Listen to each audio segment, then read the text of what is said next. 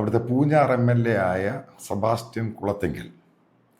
അദ്ദേഹം എനിക്കെതിരെ വീഡിയോ ചെയ്ത് അദ്ദേഹം പറഞ്ഞു ഞാൻ ഏതോ ഗൂഢലക്ഷ്യക്കാരുടെ പിറകിൽ നിന്നാണ് ഈരാറ്റുപേട്ടയെ പറ്റി പറയാനുണ്ടായ കാരണം.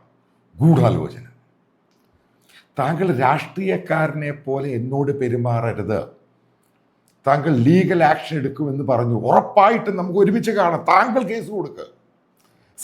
താങ്കളുടെ SP 2022 കൊടുത്ത റിപ്പോർട്ട് തനിക്കറിയോ എന്തുവാന്ന്? കാർത്തിക്, താങ്കൾ വലിയ ബഹളം ഉണ്ടാക്കിയല്ലോ. ഈ രാറ്റുപേട്ടയിൽ എന്താ നടക്കുന്നതെന്ന് കാർത്തിക് കൊടുത്ത റിപ്പോർട്ട്. അവിടെ ATS, അതായത് ആന്റി ടെററിസ്റ്റ് സ്ക്വാഡ് വേണം. ആ സ്ഥലത്തിന്റെ പോക്ക് ശരിയല്ല. ആന്റി ഇന്ത്യ ആക്ടിവിറ്റീസ് ഉണ്ട്, റാഡിക്കൽ ഇസ്ലാം ഉണ്ട്, റാഡിക്കൽ ടെററിസത്തിന്റെ ബ്രീഡ്, അതായത് അവിടെയാണ് മുത്ത് വിളയ്ക്കുന്നത്, അത് ഉണ്ടാക്കിയെടുക്കുന്നത്. നിങ്ങളും ഈ പറയുന്ന CPM ഒക്കെ വലിയ പ്രശ്നം ഉണ്ടാക്കിയിട്ട് ഈ കാർത്തിക് ആ സ്റ്റേറ്റ്മെന്റിന് പിന്മാറിയോ? അയാൾ ഉറച്ചു നിൽക്കുകയാണ്. അതിൻ്റെ പേരിൽ കേന്ദ്ര ഗവൺമെന്റ് അവരും അമിത്ഷായും അതിനെ സ്റ്റേറ്റ്മെന്റ് കൊടുത്തല്ലോ. അതിനെപ്പറ്റി പഠിക്കുകയാണ്, നടപടിയെടുക്കും. താങ്കൾ എന്തു കോപ്പ പിന്നെ ചെയ്യാൻ പറ്റിയത്? പച്ച മലയാളത്തിൽ നമ്മൾ അച്ചായന്മാരല്ല ആ രീതിയിൽ സംസാരിക്കാം. എന്ത് കോപ്പ തനിക്ക് ചെയ്യാൻ പറ്റിയത്? മറ്റേ ഈ രാഷ്ട്രീയക്കാരന്മാർ പറയുന്ന ഊമ്പിയ രീതിയിൽ എന്നോട് പറയരുത്. തെളിവ് വെച്ച് പറയാം. ഞാൻ തെളിവ് വെച്ച് പറയാം ഓരോന്നായിട്ട്. അവിടുത്തെ കച്ചവടക്കാരെ പറ്റി പറഞ്ഞു താങ്കൾ. അവിടെ ഈ വ്യാപാരി വ്യവസായിയുടെ സംഭവത്തിനകത്ത് അവിടെ പെൺകുട്ടിയോടെ പാടാൻ വന്നു ഒരു ബാൻഡായിട്ട്. അവിടുത്തെ വ്യാപാരി വ്യവസായിയുടെ നേതാവ് സ്റ്റേജിൽ കയറി ബഹളം ഉണ്ടാക്കിയിട്ട് പറഞ്ഞു, ഇവിടെ ഈ പാട്ട് പാടരുത്, ഇവിടുത്തെ പാട്ടല്ല, ഇവിടെ ഉള്ളവർക്ക് ഈ പാട്ട് വേണ്ട. പറഞ്ഞോ ഇല്ലയോ? ചോദ്യത്തിന് ഉത്തരം തരിക താങ്കൾ. എൻ്റെ ചോദ്യം കറക്റ്റാണ്. എന്നിട്ട് അവരെ പെട്ടെന്ന് പാട്ട് നിർത്തി പറഞ്ഞു വിട്ടു. അതിനെയാണ് ഞാൻ താലിബാൻ എന്ന് പറഞ്ഞത്. താങ്കൾക്ക് മനസ്സിലായി എന്തുവാണ്? എൻ്റെ ചോദ്യത്തിന് താങ്കൾ ഉത്തരം തരിക. അതേപോലെ എൻ്റെ ചോദ്യം, വേറെയും ചോദ്യങ്ങളുണ്ട്. അവിടെ 2ഓളം പേര് അഹമ്മദാബാദിൽ അവിടെ ഗുജറാത്തിൽ പോയി ബോംബ് ബ്ലാസ്റ്റിൽ പങ്കെടുക്കാൻ പോയി. അവരെ അറസ്റ്റ് ചെയ്തു. ഇത് സത്യമാണോ അല്ലയോ? ഈരാറ്റുപേട്ടയുടെ മുനിസിപ്പാലിറ്റിയുടെ കൗൺസിലർ ആന്റി ഇന്ത്യ ആക്ടിവിറ്റീസ്, ഇന്ത്യക്കെതിരെ കലാപം ഉണ്ടാക്കാൻ വേണ്ടി, ഇന്ത്യയിലെ സംഭവങ്ങൾ തകർക്കാൻ വേണ്ടി ഇന്നും ജയിലിനകത്താണോ അല്ലയോ അൻസാരി? ഉത്തരം തരിക. താങ്കളെ ഞാൻ ഓരോന്നായിട്ട് പഠിപ്പിച്ചു തരാം. താങ്കൾക്ക് ഇതൊക്കെ അറിയാം. ചുമ്മാ വിടുവാത്തരം പറയരുത്. അവിടെ പാലാ ബിഷപ്പ് പറഞ്ഞു നാർക്കോട്ടിക് ജിഹാദ്, ആ പേരങ്ങെടുക്കാം. ഇന്ന് കേരളം മുഴുവനും പ്രൂവ് ചെയ്യുന്നു.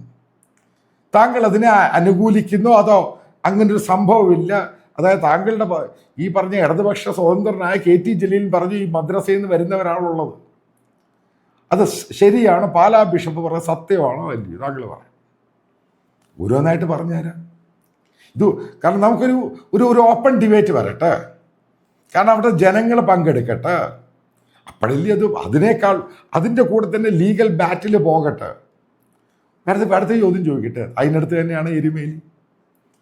ഓക്കെ, അവിടെ ആ സ്കൂളിൽ അവിടുത്തെ കായിക അധ്യാപകൻ അവിടെ കുട്ടികൾക്ക്, അദ്ദേഹം NCCയുടെ കൂടെ അധ്യാപകനാണ്.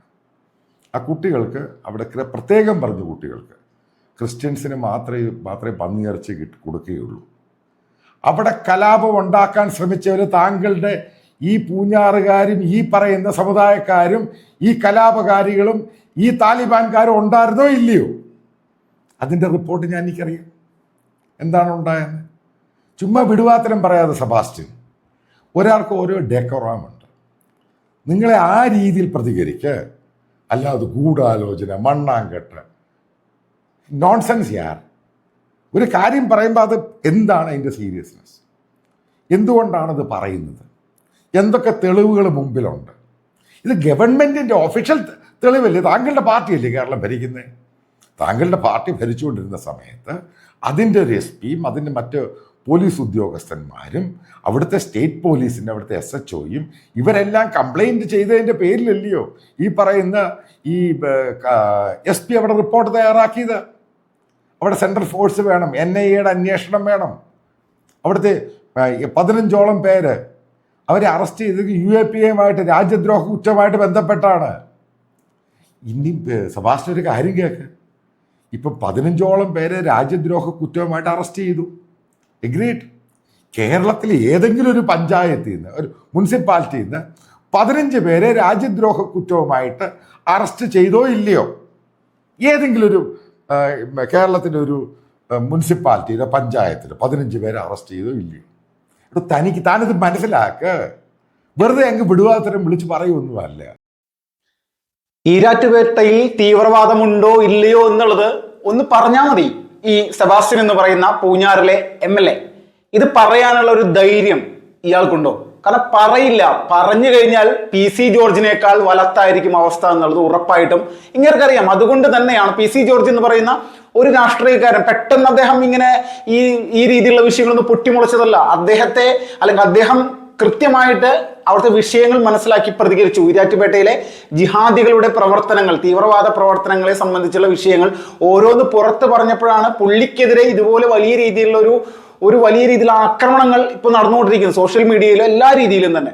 അപ്പൊ നമ്മൾ ചിന്തിക്കുക, ഇവിടെ മാത്യു സാമുവൽ സാർ പറഞ്ഞിരിക്കുന്ന വിഷയങ്ങൾ ഇത് സത്യസന്ധമായിട്ട് ഉള്ളതാണോ ഇല്ലാത്തതാണോ എന്നുള്ളത് നമ്മൾ ജസ്റ്റ് ഒന്ന് ഈരാറ്റുപേട്ടയിലെ ഇത്രയും കഴിഞ്ഞ കുറെ നാളുകളായിട്ട് ബന്ധപ്പെട്ടുള്ള പല പ്രശ്നങ്ങളും ഒന്ന് കണ്ണൊടിച്ചാൽ തന്നെ നമുക്ക് മനസ്സിലാവും എന്താണ് അവിടെ നടക്കുന്നതെന്ന്.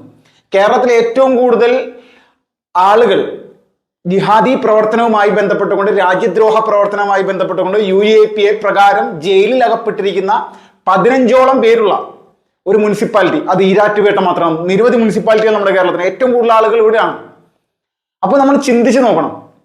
പാലക്കാട് ശ്രീനിവാസൻ വധവുമായി ബന്ധപ്പെട്ടുകൊണ്ട് കൃത്യമായിട്ട് ഇവിടെ നിന്നാണ് അതിലെ വേറൊരു പ്രതിയെ പിടിച്ചത്. PFIക്ക് കൃത്യമായിട്ടുള്ള സ്വാധീനമുള്ള, SDPക്ക് സ്വാധീനമുള്ള എല്ലാം ഈ ആദ്യം പറഞ്ഞതുപോലെ 2007 ഗുജറാത്തിൽ നടന്ന അഹമ്മദാബാദിലാണ് സ്ഫോടനം. ഈ സ്ഫോടനത്തിൽ ഷിബിലി എന്ന് പറയുന്ന ഒരുത്തനെ പിടിച്ചിട്ടുണ്ടായിരുന്നു. അതിൽ ഏകദേശം ഒരു 3 പേരാണ് ഈരാറ്റുപേട്ടക്കാരായിട്ടുണ്ടായിരുന്നത്. നമ്മൾ ചിന്തിച്ച് നോക്കണം നമ്മളതൊന്ന്. ഈ 2007 അഹമ്മദാബാദിൽ ഈ സ്ഫോടനം നടത്തിയത് 21 സ്ഥലങ്ങളിലാണ് ഇത് നടത്തിയത്. അതിൽ 56 പേരാണ് കൊല്ലപ്പെട്ടത്. കൂട്ടത്തിൽ ഇത് എന്തിനു വേണ്ടി ചെയ്തു എന്നുള്ളത് നോക്കുമ്പോൾ 2002 ഗുജറാത്ത് കലാപത്തിന് പ്രതികാരം ചെയ്യാൻ പോയതാണ്. നമ്മൾ ചിന്തിച്ചു നോക്കണം. ജീവപര്യന്തം ശിക്ഷ കിട്ടിയപ്പോൾ ജയിലിൽ കിടക്കാം, ഗുജറാത്ത് ജയിലിൽ കിടക്കാം. അപ്പൊ ഇതുപോലെയുള്ള മാനസികാവസ്ഥയുള്ള ആളുകൾ ഈരാറ്റുപേട്ടയിൽ നിന്ന് എങ്ങനെ സൃഷ്ടിക്കപ്പെട്ടു? എന്തുകൊണ്ട് അവിടെ നിന്ന് ഇതുപോലെയുള്ള ഭീകരവാദ പ്രവർത്തനത്തിലേക്ക് ചില ആളുകൾ എത്തിപ്പെടുന്നു? അതിന്റെ കാരണം എന്താണ്? അവിടെ കൃത്യമായിട്ട് തീവ്രവാദ പ്രവർത്തനം ഉള്ളതിന്റെ പേരിലാണ്.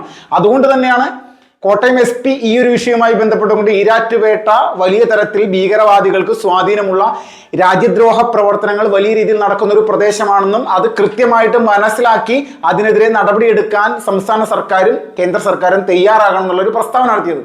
തർക്കില്ല.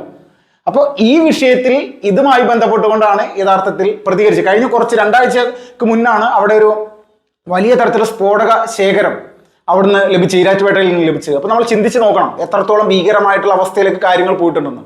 അതുമായി ബന്ധപ്പെട്ടുകൊണ്ടാണ്, പിന്നെ PC ജോർജുമായി ബന്ധപ്പെട്ടുകൊണ്ട് ഉള്ള ഒരു വിഷയത്തിലാണ് മാത്യു സാമുവൽ സാർ ഈ ഒരു ഈരാറ്റുപേട്ടയിലെ തീവ്രവാദ പ്രവർത്തനങ്ങളുമായി ബന്ധപ്പെട്ടുകൊണ്ട് കുറച്ച് കാര്യങ്ങൾ പറഞ്ഞു. അപ്പൊ അതിനെതിരെ പൊട്ടിത്തെറിച്ചുകൊണ്ട് ഈ പൂഞ്ഞാറിലെ MLA സെബാസ്റ്റ്യൻ ഇങ്ങനെ മുന്നോട്ട് വരുമ്പോൾ യാഥാർത്ഥ്യം കുറച്ചുകൂടി ഉണ്ടല്ലോ. അതാണ് അദ്ദേഹം പറയുന്നത്. നിങ്ങൾ ധൈര്യമുണ്ടെങ്കിൽ ഈ പറയുന്ന മാത്യു സാമുവൽ സാറിനെതിരെ കേസ് കൊടുത്തു കഴിഞ്ഞാൽ അദ്ദേഹം കോടതിയിൽ ഇത് പ്രൂവ് ചെയ്യും എന്നാണ് പറഞ്ഞിരിക്കുന്നത്. കാരണം തെളിവുകളായിട്ട് കോട്ടയം SP അടക്കം കൊടുത്തിരിക്കുന്ന പ്രധാനപ്പെട്ട വിഷയങ്ങളുണ്ട്.